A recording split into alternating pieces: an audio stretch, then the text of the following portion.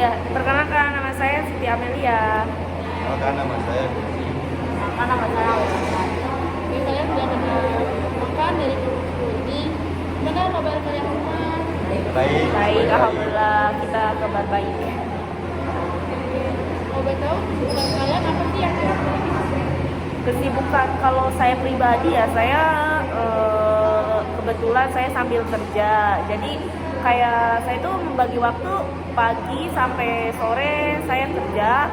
Setelah selesai kerja saya lanjut kuliah, seperti itu sih. Kalau teman-teman yang lain bagaimana?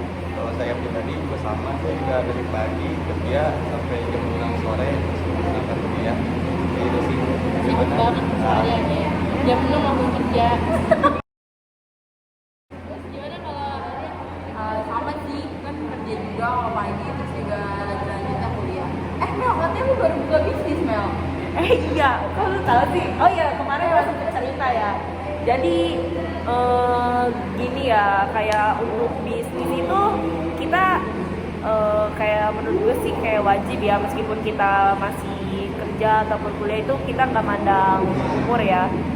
Alhamdulillah sih gue lagi ngerintis kayak usaha apa yang ikut cowok gue sih, kayak apa briket gitu, kayak ekspor impor ya, cuman masih merintis gitu. Semoga aja lancar ya, minta doanya ya teman-teman. Kalau boleh tahu tuh bisnis apa, Mel? Bisnis briket sih. Oke, di podcast kali ini aku bakal bahas tentang bank syariah ya guys. Kalian tahu nggak sih bank syariah itu apa? Bank syariah tuh bank yang apa sih namanya, bunganya tuh lebih rendah. Dia juga memiliki syariat-syariat Islam. Lebih menguntungkan sih, juga menjerat. Boleh tuh Mel, lu kalau misalkan mau suntikan modal dari bank syariah. Oh boleh sih, nanti coba gua ajuin dulu ya sama rekan bisnis gua gitu, siapa tahu memang cocok, mungkin nanti saya gua ambil. Cuman gua belum terlalu paham juga sih, mungkin dengan cara podcast ini, dengan belajar lebih jelas lagi, mungkin gue nanti bisa mempertimbangkan. Oke, langsung aja ya. Aku ada pertanyaan buat kalian. Apa sih peran dari akuntansi syariah dalam proses pengawasan kredit dalam hidup? Oke, saya akan menjawab tentang tadi pengertian dari bank syariah menurut syariat Islam ya. Jadi kalau menurut saya itu pengawasan kredit dalam bank syariah itu cukup sangat penting ya, karena di situ kita harus benar-benar tahu dan semuanya itu tidak melibatkan ketentuan-ketentuan dan prinsip-prinsip yang melanggar syariat Islam. Misalnya kayak contohnya lebih ke riba seperti itu. Kemudian bagaimana sih prinsip bagian dari sharing diterapkan dalam pengawasan kredit? Kalau profit loss sharing itu sendiri kan keuntungan atau kerugian dari bisnis ekonomi yang ditanggung bersama. Kalau prinsip-prinsip yang ada di dalam pengawasan kredit syariah itu mencakup 3 hal, itu ada adil, terus transparan, sama berdasarkan keadilan. Kemudian itu dia juga dalam pengawasan itu dia sebelum memulai pasti kan ngawasin dulu dong, ada ngawasi aktivitas usaha, kemudian juga mitigasi meminimalisir supaya resiko kredit macetnya tuh enggak ada. Kemudian apa sih manfaat dari profit dan sharing? Bagaimana hasil dari pengawasan kredit syariah? Baik, sharing kalau pengawasan kredit syariah itu bikin bermanfaat, yaitu mendorong partisipasi nasabah dalam proyek investasi dengan memberikan keuntungan bersama. Yang kedua, dapat meningkatkan ketaatan dan transparansi karena nasabah memiliki kepentingan langsung ke dalam kesuksesan proyek. Ketiga, profit sharing juga menjadi instrumen pengendalian risiko dan kemudian dapat mitigasi antara pihak yang terlibat, mungkin menciptakan sistem yang adil dan basis kebutuhan bersama dalam aktivasi ekonomi. Menarik juga ya manfaatnya. Baik, pertanyaan selanjutnya, apa strategi yang diterapkan Bank Syariah untuk mengimplementasi risiko kredit yang berasal dari variabel ekonomi dan sosial? Baik, saya akan menjawab pertanyaan Dea. Jadi prinsip-prinsip variabel dari Bank Syariah Ekonomi itu ada 7. Yang pertama itu pemantauan ekonomi. Jadi untuk melakukan sesuatu hal kredit itu kita harus pemantauan ekonomi, kayak pemantauan ketat terhadap kondisi ekonomi secara umum. Yang kedua itu ada analisis resiko debitur. Jadi kita harus menganalisis resiko terhadap calon debitur tersebut. Yang ketiga itu ada diverifikasi portofolio, yang berartikan itu kayak untuk mengurangi ketergantungan pada sektor atau segmen pada pasar tertentu.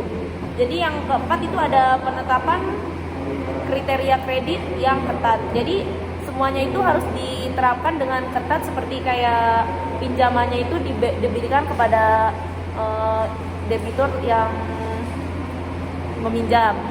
Yang kelima ada pemantauan berkala. Pemantauan berkala ini melakukan pantauan terhadap kinerja kredit yang ada, termasuk memeriksa secara rutin dan berkala terhadap kondisi ekonomi atau sosial. Yang keenam itu ada edukasi debitur. Edukasi debitur ini memberikan edukasi terhadap debitur mengenai tanggung jawab dan kewajiban mereka sebagai kreditur ya gitu. Jadi yang ketujuh, yang terakhir ada kolaborasi dengan pihak eksternal. Berkolaborasi ini dengan lembaga atau pihak eksternal tertentu. Jadi semuanya sudah jelas ya, ada 7 prinsip gitu teman-teman. Kemudian bagaimana sih Bank Syariah menilai dan mengelola risiko kredit yang terkait dengan perubahan regulasi atau hukum yang terkait dengan praktek keuangan syariah Islam? Biasanya itu mereka ada tim gitu ya, tim hukum dan kepatuhan yang memantau hukum dan regulasi terkini yang dapat mempengaruhi operasional mereka. Tetapi gak hanya karena adanya tim itu, kita sebagai bank syariahnya juga memiliki produk dan layanan yang selaras dengan prinsip-prinsip syariah tersebut. Kemudian dengan cara yang kayak gitu dapat mengidentifikasi potensi resiko kredit yang timbul dari perusahaan, yang timbul dari perubahan hukum, dan dapat mengambil langkah-langkah untuk menangani resiko kredit. Jadi sih itu aja. Apa peran zakat, infak dan sedekah dalam pengelolaan risiko kredit syariah? Baik, zakat untuk yang sedekah memiliki peran yang paling penting. Zakat adalah kewajiban keagamaan bagi umat Islam untuk memberikan sebagian harta mereka kepada yang benar. Tampak dan sebagainya pengelolaan zakat dapat untuk meringankan beban finansial nasabah yang mengalami kesulitan seperti macet dan menciptakan ekonomi yang lebih stabil.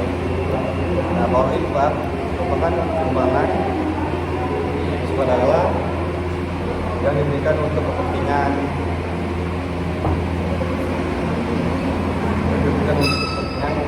umat atau kepentingan. Kalau infak kemudian peran merupakan sumbangan sukarela yang diberikan untuk umum. Nah, dampak pada risiko kredit dan infak dapat digunakan untuk membantu nasabah yang mengalami kesulitan wilayah sehingga berkondisi. Nah, sedangkan sedekah memiliki peran pemberian secara sukarela kepada yang membutuhkan tanpa imbalan. Sedangkan zakat memiliki kewajiban keagamaan bagi umat Islam untuk memberikan sebagian dari harta mereka kepada yang berat menerima. Sedangkan infak merupakan sumbangan sukarela yang diberikan kepada umum. Sedangkan kalau sedekah kemudian sukarela kepada yang membutuhkan tanpa imbalan yang diharapkan. Kayak gitu. Baik ya, dari bukunya ini sih kita bisa tahu tentang apa aja dari jawabannya sangat-sangat juga sangat-sangat memahami ya. Baik, saya akan mengambil kesimpulan dari pembahasan kelompok 10 ini. Kita bisa mengetahui kalau bank syariah itu ada variabel ekonominya, terus habis itu ada peran dan prinsip profit dan loss sharing itu dijelaskan dari buku ini. Kita bisa belajar dari buku ini. Kemudian ada juga peran zakat dan infak. Iya. Kayaknya sangat bermanfaat juga ya. Saya juga banyak mendapatkan ilmu dari pembahasan ini. Agak tertarik ya sama bank syariah ini. Iya, kayaknya Karena lebih meringankan. Banyak iya menguntungkan buat kita gitu ya. Jadi kita bisa membandingkan mana yang bank syariah dan bank yang lain Yang ya. lainnya gitu. Bank X. X. Seperti itu. Oke, sekian dari kami. Mungkin pembahasan dari kami cukup sekian. Kurang lebihnya mohon dimaafkan. Billahi taufiq wal hidayah. Wassalamualaikum warahmatullahi wabarakatuh. Bye bye.